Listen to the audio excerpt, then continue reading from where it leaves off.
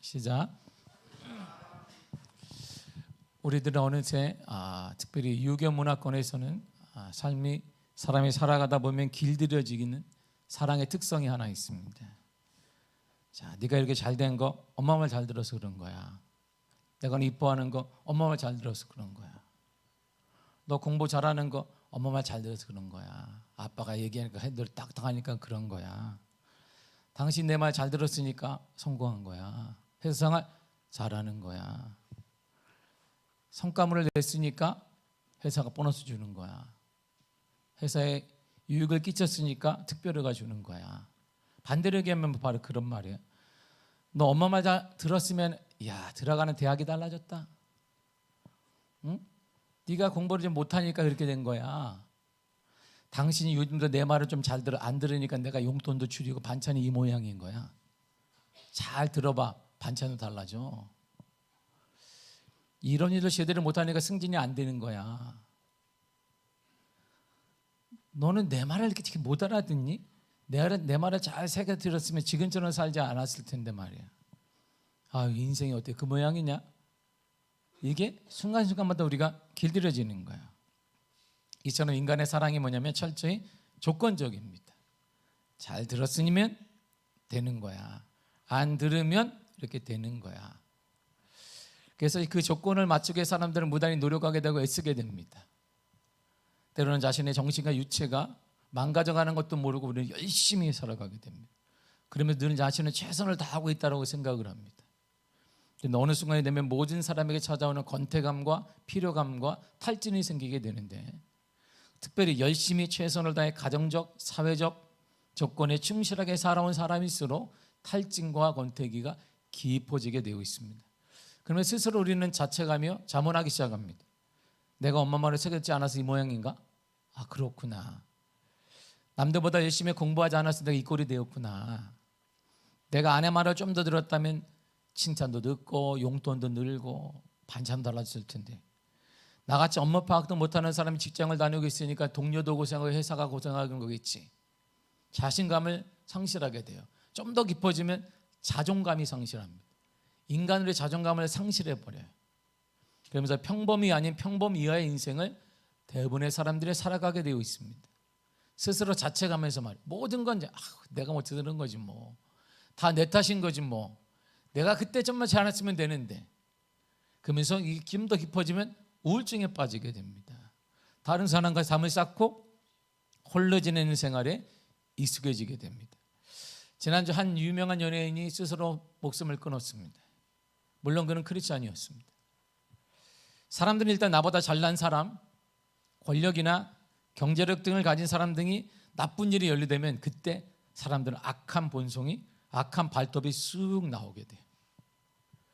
대부분의 사람들은 숨겨놓았던 악의 발톱을 그때 싹 드러냅니다. 나보다 못한 사람을 있으면 우리는 일수화되지 않았어요. 나보다 잘났고 잘 인기도 있고 잘 사는데 그런 사람이 딱 나면 기가 막히게 사람들은 달려듭니다. 사람들은 그래서 얘기해, 선한 줄 알았는데 뒤에서 나쁜 줄 알았어. 내가 어쩐지 말이야. 사법부 매스컴 등을 수시로 그의 모습을 방송에 내보냈습니다. 마치 마녀 사냥을 하듯이 말이에요. 사랑하는 아내와 두 자녀들 가정이 견디기에는 보통 힘든 일이 아니었을 겁니다. 그러나 그럼에도 그는 버텨냈어야 돼요. 주님께서 가늠한 여인을 사람들이 잡아가지고 돌로 죽이기 위해서 레위기 율법에 따라, 구약 율법에 따라 돌을 다 짓고 있는데, 주님이 죄 없는 자가 먼저 돌로 치라 했을 때 사람들은 그 돌을 전부 내려놓고 다 돌아갔습니다. 그는 죄의 유무를 가려서 그에 따른 벌을 받았어야 되는데, 우리 모두가 다 우리는 이미 심판을 해버렸어요. 전 국민이 심판했습니다.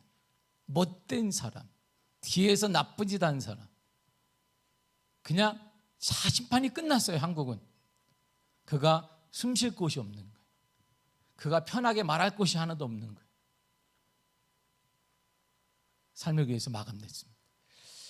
지난주 중에 바쁜 일정이었지만 친구 목사님들을 제가 짧게 차 한잔 마시고 만났습니다. 30년이 넘는 시간 동안 함께 신학을 하고 개척을 하거나 또한 기관의 사역을 감당하면서 같은 절친이기도 하고 동종 업종이잖아요. 우리가 그 업종에서 일하는 사람들이 모여있는 절친들이에요. 근데 한 친구 목사님 이렇게 말합니다. 그놈의 새끼가 7년을 대학을 다녀. 그래? 이번에 졸업한다며. 그 새끼가 미쳤나 봐. 응? 애플을 맞아서 또 애플을 7년을 다니는 거야. 이 새끼가. 응? 그래서 어떻게 맞았다니까. 자기가 나한테 어디니 그래.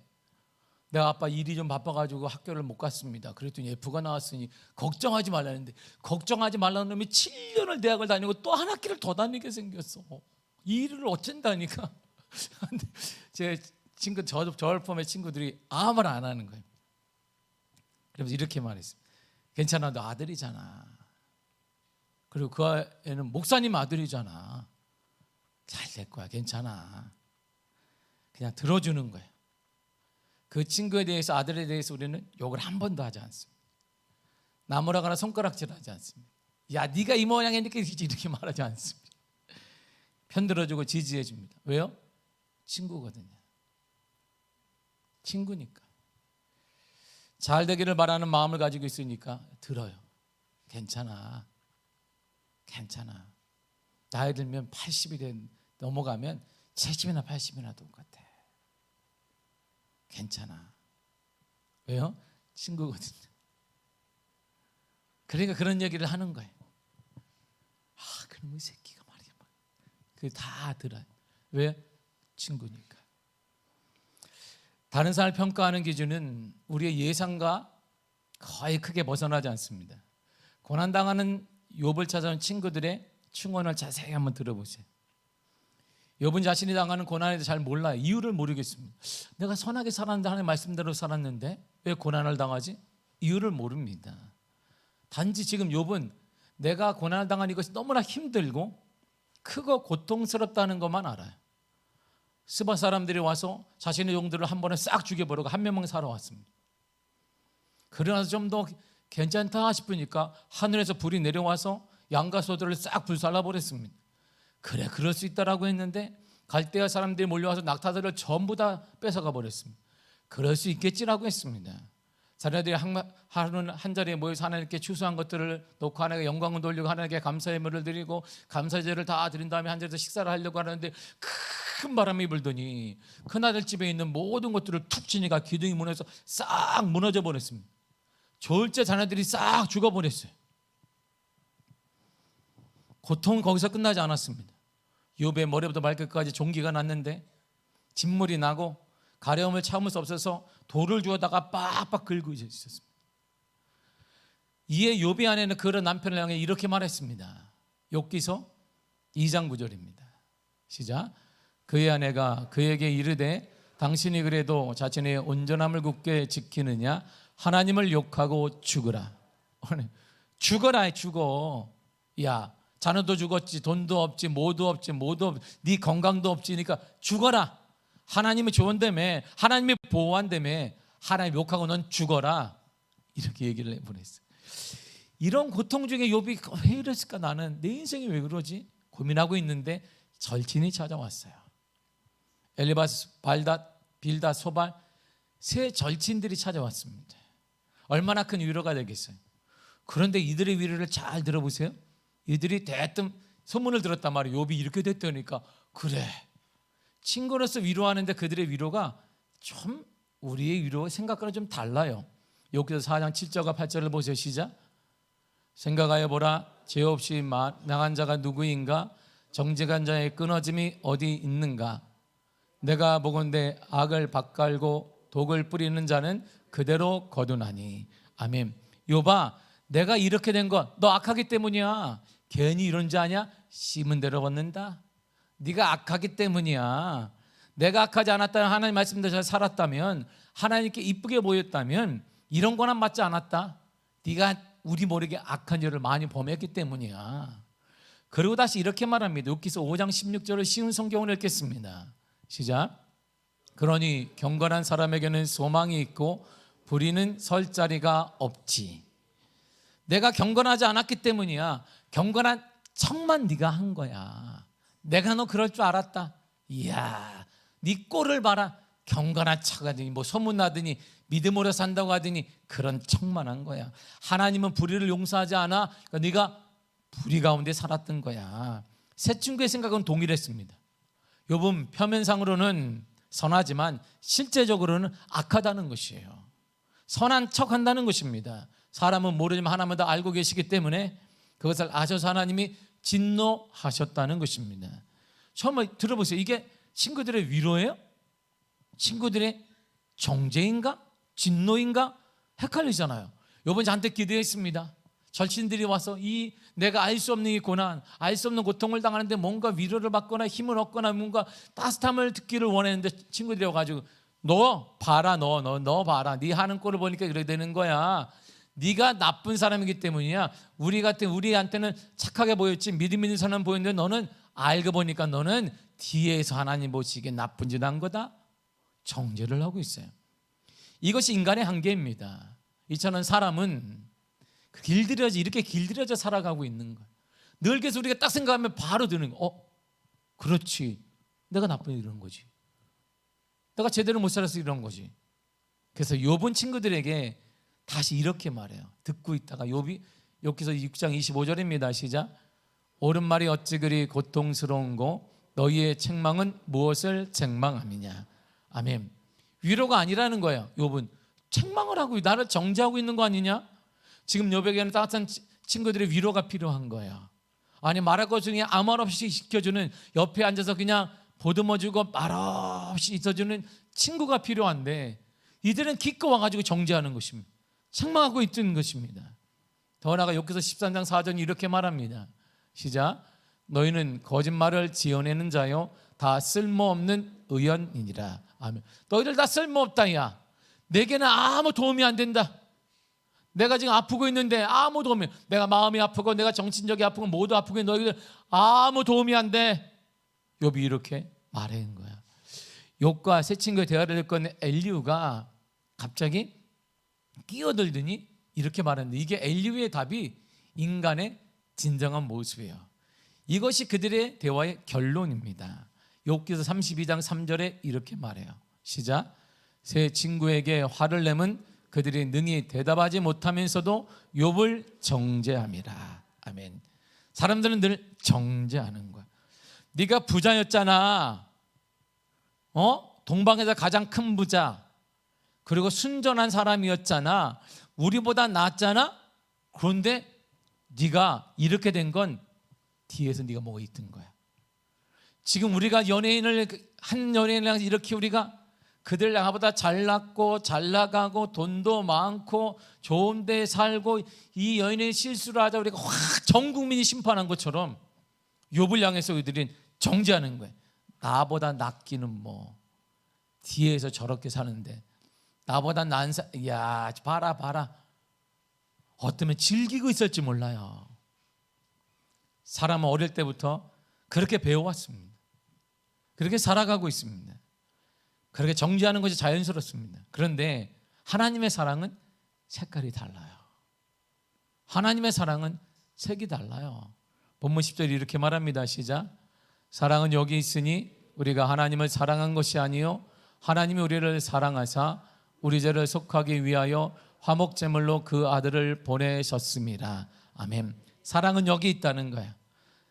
사랑은 여기 있는데 우리가 하나님을 사랑한 것이 아니라는 거예요.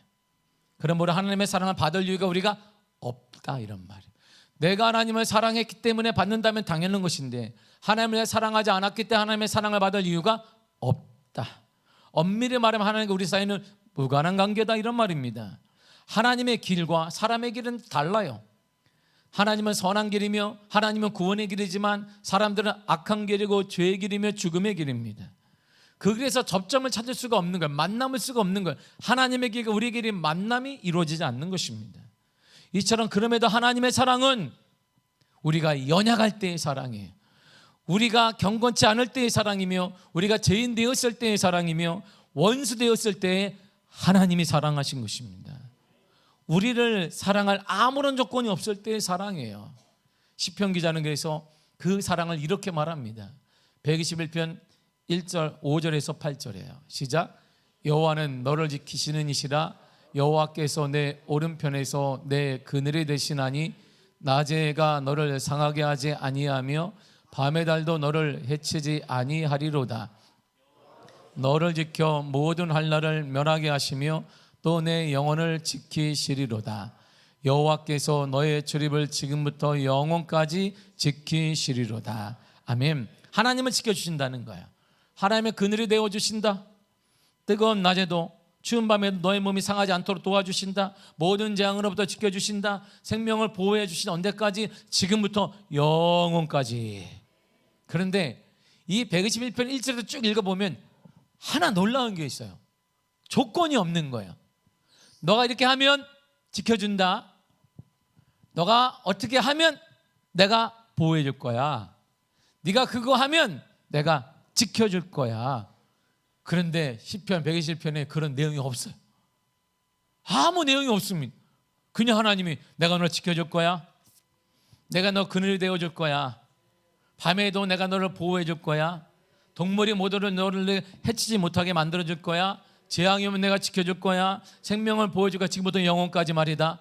왜요? 그냥. 왜요? 너는 내 아들이잖아. 왜요? 내가 너를 사랑하잖아. 121편이 그런 내용이에요. 조건이 없는 거예요. 당연히 우리는 조건이 있어야 됩니다. 뭐 하면 내가 해준다. 뭐 하면 해준다. 뭐 하면 해준다. 뭐 하면 해준다. 뭐 하면 해줄 거야. 제 막내 샤론이가 뜬금없이 한 달 전에 이상한 메시지가 왔어요. 카톡에. 아빠, 내가 바퀴벌레가 되면 아빠는 어떻게 할 거야? 이렇게 온 거예요. 내가 너무 뜬금없잖아. 뭐 아빠 내가 뭐 1등을 하면 못 사주고 이것도 아니고 내가 바퀴벌레가 된다 그러면 아빠는 나를 어떻게 할 거야? 그렇게 왔어요. 그래서 내가 바퀴벌레가 된다는 것도 상상이 안 되고 그 바퀴벌레가 되면 어떻게 해주지? 근데 내가 답을 해줬어요. 너가 바퀴벌레가 되면 아빠는 그날부터 친구가 없을 거야. 우리 집에 못 오게 할 거야. 친구들이 와서 너를 잡을지 모르잖아. 그리고 너가 바퀴벌레가 되면 그때부터 아빠는 집이 깜깜해질 거야. 화날 때 바퀴벌레는 못 돌아다니잖아. 너를 보려면 아빠가 집에 커튼을 쳐서 햇빛이 못 들어오게 할 거야. 너가 바퀴벌레가 되면 아빠는 깔끔하잖아. 그때부터 아빠는 더럽게 살 거야. 깔끔할 때 바퀴벌레는 못 오잖아. 더럽게 네가 올 수 있잖아. 그래 아빠는 외출을 안 할 거야. 너만 보고 있을 거야. 더러운 가운데. 근데 그게 난 가장 행복할 거야. 그렇게 내가 보냈어요. 이렇게. 진심을 난 보냈습니다. 우리 꼬마애한테. 그래서 아빠는 그렇게 살아도 돼. 친구가 없어도 되고 햇빛을 못 봐도 돼. 그리고 아빠 좀 깔끔한데 더럽게 살아도 돼. 너랑 같이 있잖아. 그리고 너를 보호해 줄 거야. 아빠는 그렇게 살 거야. 이렇게 보냈어요. 그래서 참 한참에 왔어요. 아빠 사랑해.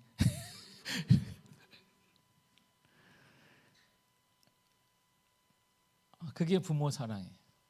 그냥 사랑하는 거예요. 하나님 우리를 사랑할 때는 너 잘했다. 이야 너 들었네. 내가 너 지켜준다. 이런 말이 121편에는 없어요. 그래서 감격이 있는 거예요. 지켜줄 거다. 생명을 보호해 줄 거야. 추운 가운데 내가 너를 몸이 상하지 않게 할 거야. 더워도 몸이 상하지 않게 해줄 거야.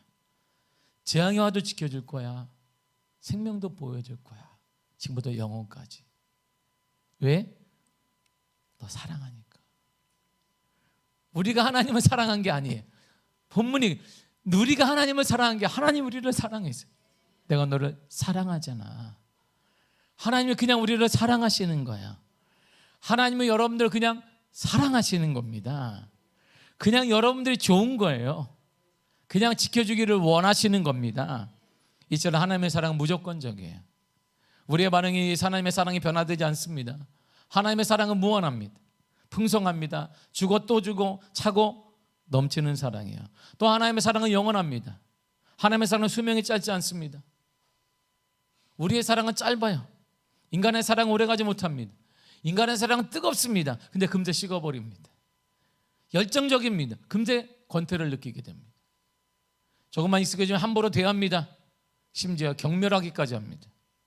그러나 하나님의 사랑은 우리의 것과는 완전히 달라요. 질이 다릅니다. 결이 다릅니다. 본질이 다릅니다. 그래서 우리는 하나님의 사랑을 알아야 다른 사람을 사랑할 수 있어요.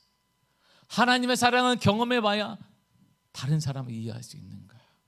그래야 서로 사랑할 수 있는 거예요. 서로 사랑하자 안 돼요. 내가 그를 사랑해 절대 안 됩니다. 하나님의 사랑을 경험하지 않고는 할 수가 없어요.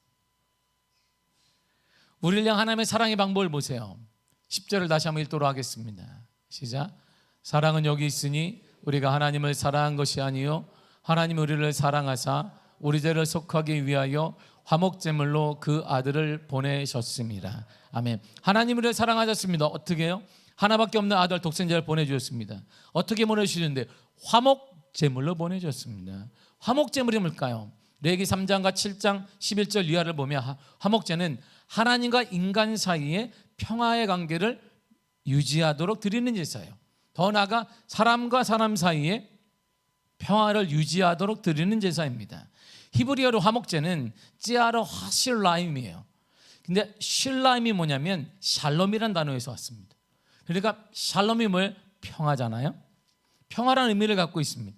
하나님과 인간 사이의 평화, 인간과 인간 사이의 평화, 그것이 바로 화목제물입니다. 그런데 중요한 것은 이 화목제는 이미 화목된 관계 속에서 드리는 감사 제사라는 거예요. 다시 말하면 화목하기 위해서 화목제물을 바치거나 하나님의 마음을 하나님이 나와 화목하지 않으니까 돌리기 위해서 주님 돌이키세요 이렇게 드리는 제사가 아니라는 거예요. 이미 화목된 상태에서 하나님께 드리는 제사가 화목제고 화목제물이라는 거예요. 그러므로 하나님은 이미 벌써 우리와 화목하셨다는 거예요. 여러분의 의지와 상관없이 하나님은 평화롭게 마음을 정하셨습니다. 죄짓고 있는 저와 여러분들을 향해 하나님은 화목을 맺으신 거예요. 화목제물을 드리면 이렇거든요. 레위기 3장 3절과 4절을 보면 제물에 안수를 내요.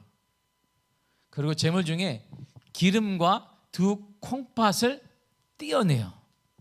그래서 불로 태워서 그걸 드립니다. 이게 화목제물이에요. 제사장은 제물의 피를 단사면에 다 뿌려요. 근데 제물 중에 기름과 두 콩팥을 하나님께만 그 두 개는 불살라 드립니다. 이게 화목제물이에요. 그러니까 화목제물을 딱 드리게 되면 당연히 죽는 거예요.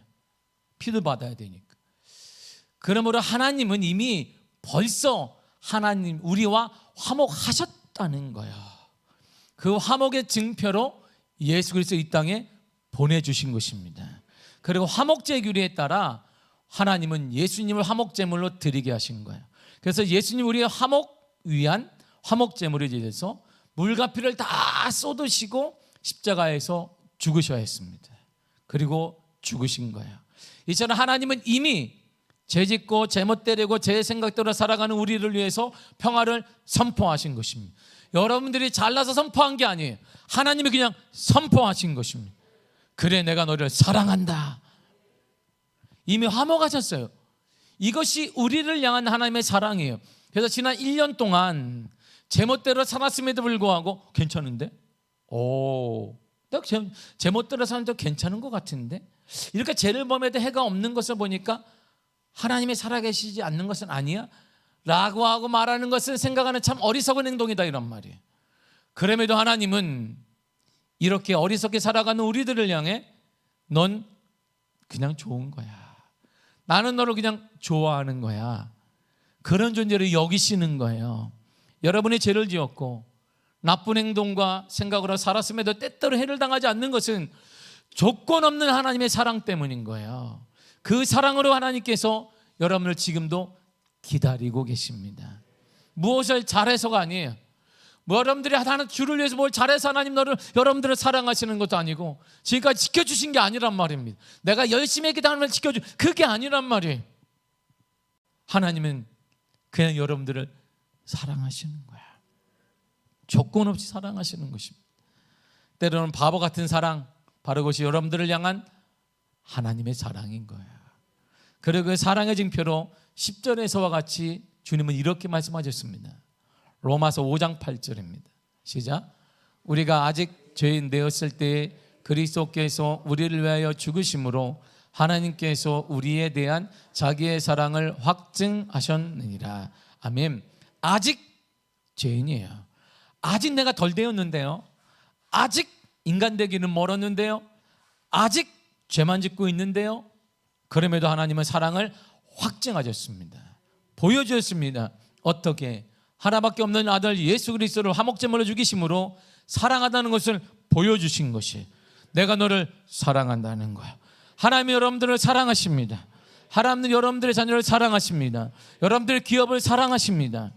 하나님의 조건 없는 사랑이란, 우리가 악한 것을 말하거나 생각할 때 하나님께서는 계속 우리를 사랑하신다는 것을 의미합니다. 하나님은 실종된 자식의 귀환을 부모가 기다리듯 그렇게 우리를 기다린다신 거예요.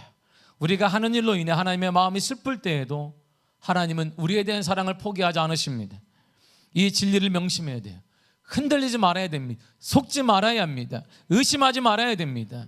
이 사랑으로 우리가 일어나고 사는 거예요. 이 사랑 때문에 우리가 회복되는 거예요. 이 사랑 때문에 지금까지 살아온 것입니다.